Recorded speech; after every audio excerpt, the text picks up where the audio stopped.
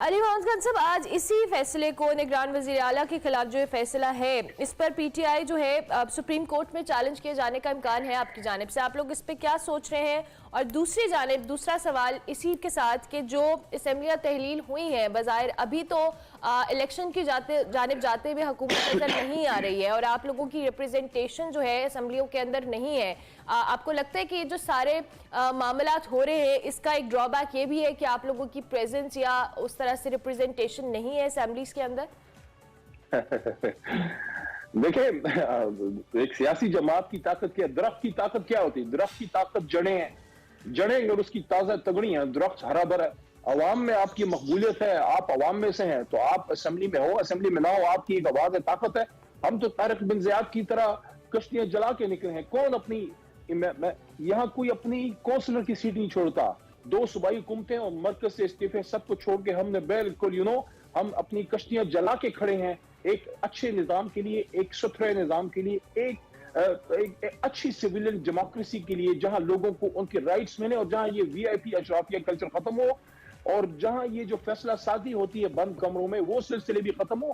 فیصلہ آپ کریں یار، آپ پاکستان کی یوتھ ہیں، آپ نوجوان ہیں، آپ فیصلہ کریں، آپ بلاول کو چاہتے ہیں، عمران خان صاحب کو چاہتے ہیں یا ہم سکون چاہتے ہیں، ہمیں سکون چاہیے، ہمیں سکون چاہیے، ہمیں ڈالر 100 روپے سے نیچے چاہیے۔ یہ حکومت آپ کو سکون لینے نہیں دے گی۔ رات کے 3 بجے عمران خان صاحب جیسے لیڈر کے گھر پہ چھاپے اور اس طرح کے سر کسی کے گھر نہیں ہونے چاہیے۔ خان صاحب کہتے ہیں نا سکون سے قبر once again we endorse اگر کسی۔ ڈرانا مقصد ہے تو یہ کان کھول کے سن لیں، اچھا ڈرنے مرنے والے نہیں ہیں ہم۔ اچھا، تو آپ کہہ رہے ہیں کہ ڈرنے والے نہیں ہیں۔ اب یہ جو سپریم کورٹ میں آپ لوگ چیلنج کر رہے ہیں اس کے لیے آپ کی تیاری مکمل ہے اور کیا آج اس حوالے سے پٹیشن وغیرہ اپلیکیشن وغیرہ فائل کریں گے آپ لوگ؟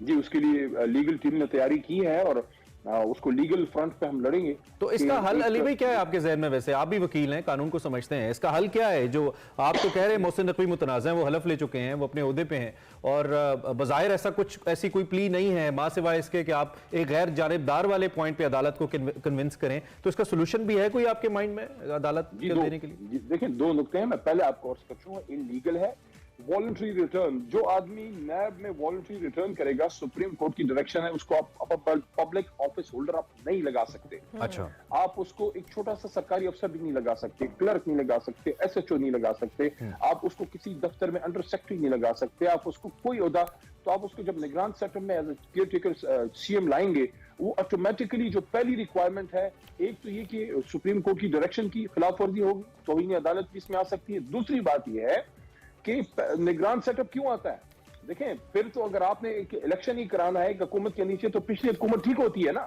نگران سیٹ اپ کی پہلی ریکوائرمنٹ کیا ہوتی ہے کہ there should be people of credible stature, کہ ان پہ سب کو اعتماد ہو۔ میں بار بار آپ کو کہہ رہا ہوں، آپ کے سامنے خیبر پختونخوا ہر چیز میں مثال بن رہا ہے، ہر چیز میں، اور اس میں بھی انہوں نے پولیٹیکل میچورٹی دکھائی ہے۔ بالکل، اس میں کوئی شک نہیں ہے، all credit to the leadership. You're right. Opposition leader جو تھے حمزہ شہباز صاحب، کوئی دوربین لگا کے دیکھیں وہ جو اوپر والی ہوتی ہے جو آسمان و صاف آسمان تک دکھاتی ہے، کدھر ہے ویسے حمزہ شہباز؟ ہم اگر مشورہ بھی کرتے تو کدھر کس سے کرتے؟ تو کیوں نہیں آپ کوئی اچھا نام دے سکتے؟ اچھا، آپ ایک نام دیں، آپ ایک سسٹم کو بہتری کی طرف لے کے جائیں، جو غلطیاں ہوئی ہیں اس کو ٹھیک کرنے کا پہلا سٹیپ یہ ہے کہ اچھا ایک سیٹ اپ دیں، اچھا ایک الیکشن کرائیں، تاکہ جو اسٹیبلشمنٹ بھی غیر ضروری طور پہ چیزوں میں متنازع ہوتی جا رہی ہے، ہوئی ہے، وہ بھی دور ہو جائے گی۔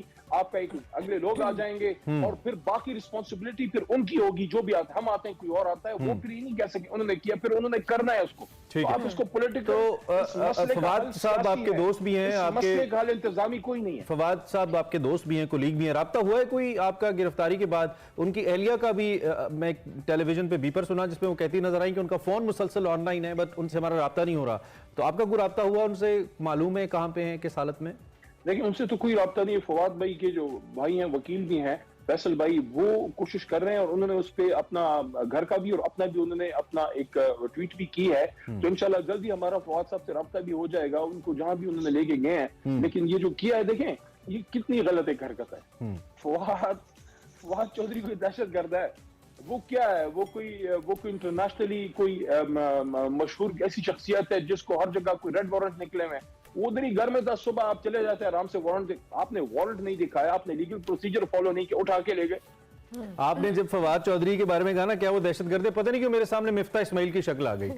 उनको भी तो गिरफ्तार किया गया था अली भाई, वो कौन से बस वो थोड़े पॉलिटिकल विक्टिमाइजेशन किसी के लिए नहीं होनी चाहिए जी। देखिए ये फस्तायत है और फस्तायत नहीं होनी चाहिए। एक सियासी कारकुन है, जमात का वो मेन तर्जुमान है, वो अपनी बात कर रहा है, जमात की बात कर रहा है, आप उससे एग्री करें डिसएग्री करें, बात खत्म।